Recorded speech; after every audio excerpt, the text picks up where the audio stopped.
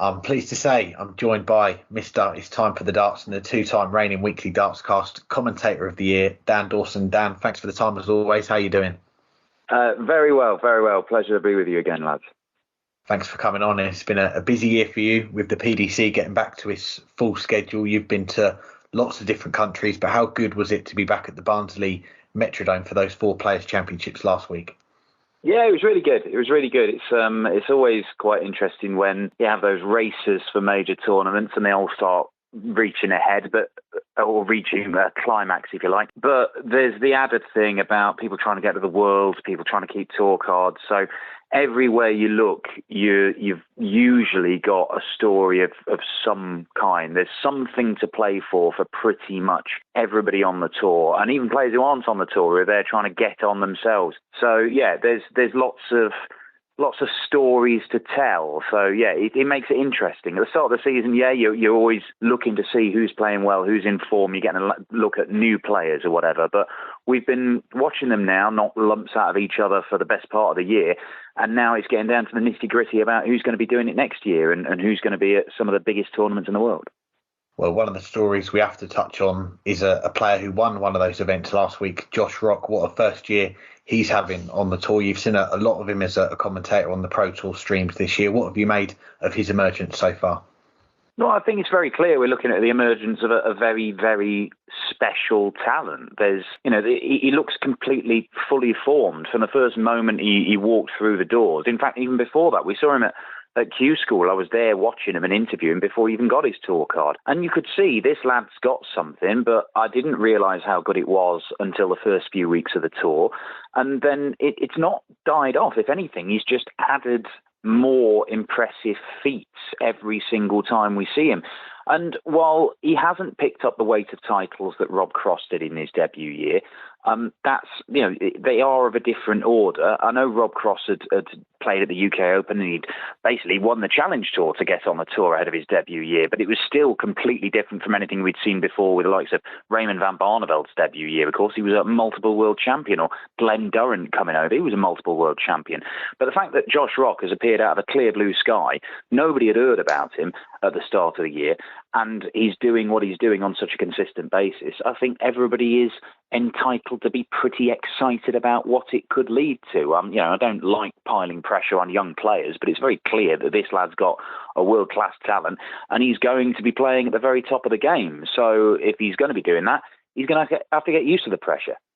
Well, let's circle back. We last had you on the show in April, so a fair bit to catch up on, starting with yourself. We heard you in the commentary box for Sky Sports during the World Cup in June, a debut for Sky Sports. What was it like getting to commentate on their broadcast? Yeah, it was great. I mean, it was a good tournament as well, the World Cup, but getting to commentate alongside Wayne, particularly, who, I'd done a bit of work with prior to that. But it was great. I've been working in darts for a number of years now, and even before I started properly working in it, the pinnacle would always be to get to Sky and be a commentator for them. So to get a chance to do it was a privilege and a fun one as well. So I'm going to be doing work at the Slam as well. I'm hoping I'm going to be at the World Championship. So yeah, I'm enjoying the opportunities, just trying to make the most of them. Good to hear. And yeah, we were going to ask if you had any more gigs coming up with Sky, which you've answered that for us. So we'll move on to what other work you've been doing with the PDC as well. You're back on the podcast scene as well with some episodes, long interviews, then some others with a range of interviews topics as well. How have you found that so far? Yeah, I mean, look, we're not coming to take your crown. Don't worry about that. So it's good. I think there's room. There's enough space. Darts is still a very niche sport, and as you lads all know, no matter how great the work you end up doing is, you're still talking to a pretty limited audience. So we're not exactly going to end up being Joe Rogan here, but there is still stories to tell and important ones to tell as well. And they're the ones that I've bang this drum loads of times.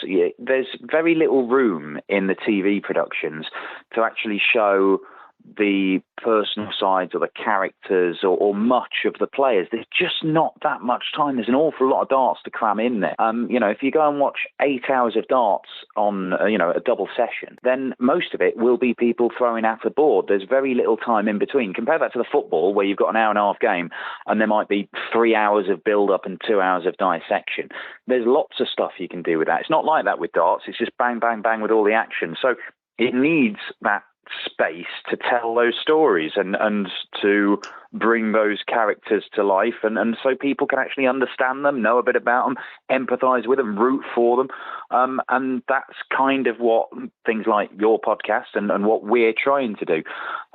So yeah, it's interesting. It's I think it's going to give a platform to players who don't normally have platforms, and some of those guys they've got really interesting stories to tell. So I mean, that's the whole point of it, as well as the fact it'll pass an hour if somebody's listening to it and they're stuck on a train, they've got nothing better to do, then hopefully they can listen to Rod Arrington or whoever just drone on about darts for an hour, and it makes the journey go a bit quicker.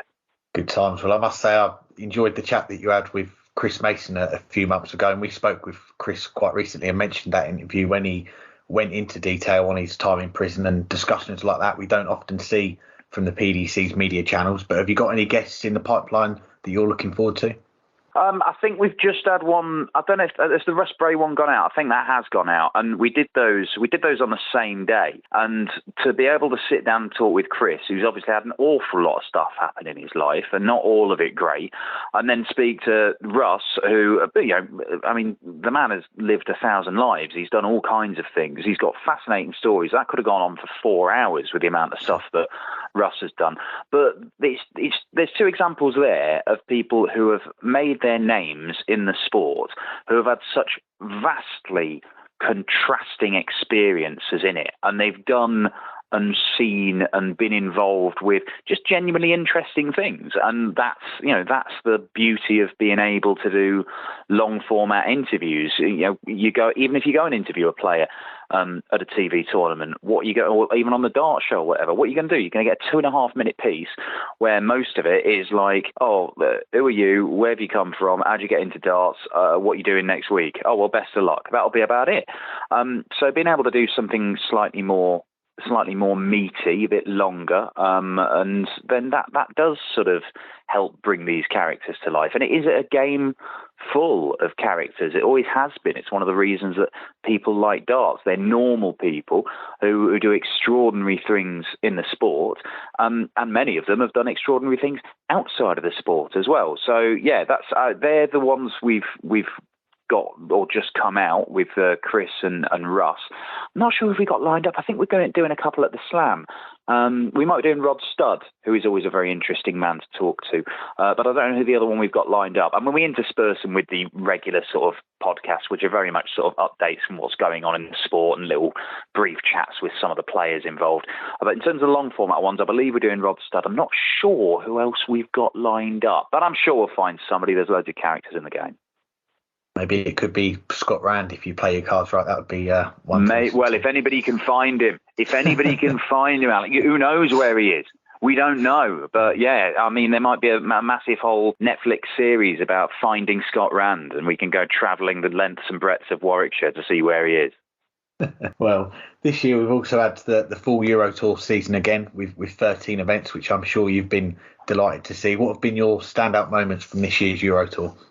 Oh, it's been amazing. I mean, just having the full calendar back is brilliant. I mean, I love those events. As you know, I drone on ad nauseum about how great they are. But having them back and on a regular basis, it allows those stories to develop. Watching Martin Lukeman come through and establish himself completely changes his outlook on the professional sport in the space of less than 12 months, and primarily using the Euro Tour to do it. That's changing his life. It's great watching somebody you've already mentioned, Josh Rock. We knew he was throwing world-class stuff in the floor tournaments. What's he going to be like on stage? Well, it turns out exactly the flipping same. And he's doing that live on telly, on Sport 1 national German telly. He's doing it on DAZN all across Europe. We went to Belgium, and that is the first tournament I've ever been to in Belgium where it's felt like a massive deal. We've had the European Championship there. We did have a Euro Tour there before COVID times, of course, but it was only the one in Hasselt. But going to Visa was eye-opening. It was absolutely brilliant. The organisation of it, everything. They had a hype man on in between the games. The crowds were enormous. Even backstage, everything they'd set it up. It was absolutely brilliant. It's exactly what the European Tour should be aspiring to, and it's automatically gone to right up near the top of the list. If people ask me what Euro Tours should I be looking at to go to if I want to get a taste of it, the Belgian one, whether it be in Visa or elsewhere, and I think we are going back to Visa next year. I don't know why we wouldn't. It was brilliant. Then that's jumped right up there. But, there's Luke Humphries becoming a title winner and a serial title winner. Michael van Gerwen, a lot of people think that he's the best player in the world right now. But, he's won the Premier League, he's won the match play, he's won the Grand Prix. But it all started off with him winning European Tour titles earlier on this year. That's been the platform for him to launch his assault back on the sort of number one position in the world of darts. But there's lots of other ones. Karel Sedlacek's using it to perhaps get back on the tour. We've seen some of the new players get up on stage and show that they can do it there. Scott Williams is another one. But there's loads, there's endless stories. And I think it's been as exciting as I'd hoped, and we're going to have a full calendar again next year where there'll be more of the same. It just always delivers. Good times. Well, next up is the European Championship this weekend, and Michael van Gerwen, as you mentioned there, he's going to be among the favourites for it, given what he's won this year. But Luke Humphries will be the top seed this weekend. It's a tournament usually throws up a surprise or two, but who do you fancy to lift the title? No, it's a difficult one, isn't it? I mean, I do find it very, very difficult to pick who's going to win any given tournament. There are so many players playing such good stuff. And what I do like about both the Players' Championship finals and the European Championship is because the bracket is entirely decided by how you perform in those tournaments. And when we go into Dortmund, Gerwyn Price is only the number 14 seed. So he's going to be a nightmare first round draw. Is it Roby John he's got? I think it might be. Or maybe it's Madas Razma. I'd need to see the draw bracket in front of me. But there's all sorts of not just incredible first round games, but then the second round ties as well.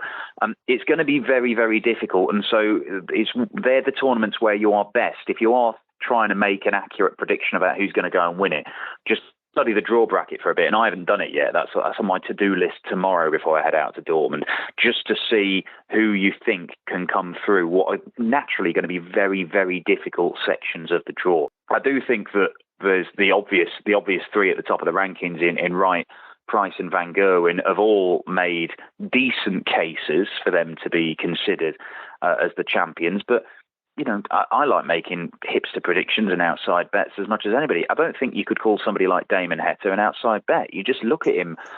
There's a little period in the middle of the year where he wasn't picking up results. He wasn't playing that poorly, but he wasn't picking up results. And he's had a couple of disappointments on the telly. But everything else has been absolutely sublime. And it's only a matter of time before he does something in a big TV major, whether it's the Euros or maybe the Slam. I know he's already won the World Cup, of course. I actually don't think he played particularly brilliantly at the World Cup, but he managed to get it done with Simon Whitlock. So there's loads of people I could pick from. I still think Dirk van Dijvenbode is going to be there or thereabouts in pretty much every TV tournament. Dave Chisnell's roared back into form. Joe Cullen looks like an elite level player nowadays. You could pick 25 players out of the 32 where I think they've got a realistic chance of going and making the quarters, the semis, the final, or even win it. In fact, maybe all 32. There's not many in that field where I think I don't quite fancy it to go really deep in it. Two of the players in that field that have had a resurgent 2022, Martin Lukeman and Andrew Gilding, after having a bad first year with a tour card. Is there anyone that you've seen this year of the new tour card holders that maybe could do what they did next year and have a big second year? It's interesting. I mean, I'm sure there are. I'm just trying to think. I mean, I got asked a question the other day in commentary about, who are you looking at? Perhaps an unheralded player who's impressed you lately, who could go and do bits. I've watched Ricardo Pietreczko play for a number of months, and he seems to be getting better. He's moving in the right direction. Not massive strides, but of course he went all the way to the semi-finals the other day on the Sunday in Barnsley. there's a lot of players, if they're moving in the right direction, then that's all they need to keep doing. You look at somebody like Ryan Meikle. Ryan Meikle is not exactly pulling up trees and making people say that lad's going to be a world champion, that lad's going to be a major champion. But every year he seems to get a little bit better, and he seems to do something that he hasn't done before. Roby John Rodriguez is another one who's made big strides in his career over the last 12 months. We've talked in the past, you and I, about Martin Schindler, about how he's gone from being a player who was good, but now looks like, he could be a title winner, or he could be a real threat in TV tournaments. I'll tell you, somebody who hasn't had a particularly good year this year after a great one last year is Ross Smith. But he's really impressed me in recent weeks. I think he's coming back into some form. And as a bloke who's beaten Van Gerwen and Taylor on TV. Have I made that up? Certainly beat Van Gerwen, I think, at the European Championship a few years ago. I think he's going to be a very difficult draw for somebody, and maybe a few people at the European Championship. While you've asked me a question there, which I haven't given you an answer to because I can't think of anything off the top of my head, I do think that there are loads and loads of players who have the capability to step up and have years like Martin Lukeman, have years like Andrew Gilding. And it puts the cat amongst the pigeons. We talk about the strength in depth in this sport all the time, but they're the examples that you can point to and go, well, that bloke was an also-ran. He was just a member of the tour that nobody was talking about. And he's played so consistently well for the best part of the year, where now you're going into major tournaments thinking, if he turns it on, there's nothing to say he can't go and have a Gilding-like UK Open run to the semis or maybe even beyond. We shall see. Well, two more before we let you go. And we know that you keep a close eye on darts away from the PDC as well. In an interesting time with the Modus Super Series that's continuing to progress. The World Seniors, they had a call up for the Gold Coast on pay for their World Championship next year, and the WDF yet to confirm any details on their next World Championship. What do you think of it all? Well, look, there's plenty of darts around, and that's great for darts players. I think it's good for darts fans. The Modus thing seems to be on 27 hours a day, every day, forever. Which, it's a heck of a feat of organisation. Particularly some of the guys who work on it full time. They really do put a shift in, and they deserve immense credit for it.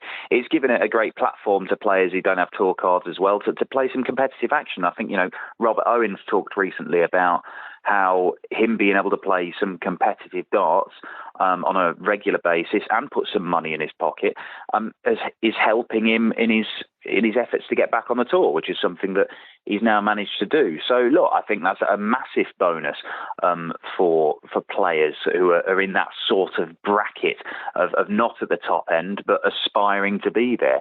I realise, the seniors goes on. I've never really bought into the seniors particularly, but I realise there's a niche market there that people seem to like it. So good luck to them. The more people are out there enjoying darts, I think it can only be a good thing for the sport.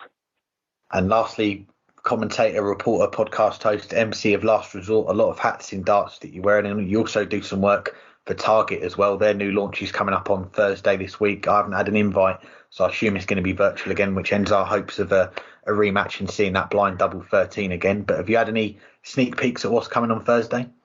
I haven't, I've got, tell a lie. When I was working with them in Belgium, did they show me a couple of little things? I don't think I've seen anything coherent in terms of how they're presenting it, but you do know that with Target is going to be very, very flashy and very, very good. Look, they're proper cutting edge stuff, and I do like what they're doing. The thing I did with them earlier on this year is with a sports psychologist. Now, lots of people have different opinions on sports psychology. I haven't quite figured out my own, but it is symptomatic of what they're doing, and particularly a lot of stuff with their young players. It's not just about getting them to throw darts better. It's about everything. They need to make sure that, or they want to make sure that, particularly a lot of their young players coming through their Elite One setup, which has got a number of brilliant young talents in there. Keane Barry's come through there. Brad Brooks has come through there. Sebastian Białecki has been part of that. There's various other really exciting talents. Nathan Gervin, who could be World Youth Champion, of course, has come through that Elite One setup. It's not just about getting him to throw darts better. It's about making sure that everything is in place so that they can lead happy and successful and productive lives. You know, if you're going into, it's basically going to be your career, potentially darts. It's certainly going to be a big part of it. Make sure your finances are in order. Make sure you're getting the right support. Make sure that your mental health is good. Your physical health is good. All of these things help contribute to, you know, people being happy and secure, and ultimately allowing them to play their best darts. So yeah, it's great to be involved with Target. I think they've been leading the way in lots of things. They used to lead the way in just how you make and design the darts, and they're still way ahead of everybody, and they're still way ahead in how they market it. But they are very, very good at trying new things and getting involved in youth darts, supporting female darts, and just making sure that they've got all the tools they need so that they can just relax and play darts and enjoy it, and ultimately that leads to better results on the board. I think that's a really key thing that might not be the sexiest thing to be promoting in terms of, you know, being a brand or whatever, but I do think it's a really important one. Well, Dan, it's always a pleasure to catch up with you. We appreciate the time, and keep up the great work that you're doing, and wish you all the best for what else is to come in 2022. Anytime, lads. I'm very disappointed we couldn't hear from Burton because he had to mute his microphone because his dog or his friend's dog was yapping in the background. Do you want to unmute it just so we can hear Cooper? Is Cooper still going? I'm really intrigued to see if the dog is still woofing. He stopped barking about 20 seconds after I pressed mute, though he started again a couple minutes ago. Fair. Well, lovely to speak to you too, Burton. Anyway, say hello to Cooper the dog for me. Will do. Thank you, Dan.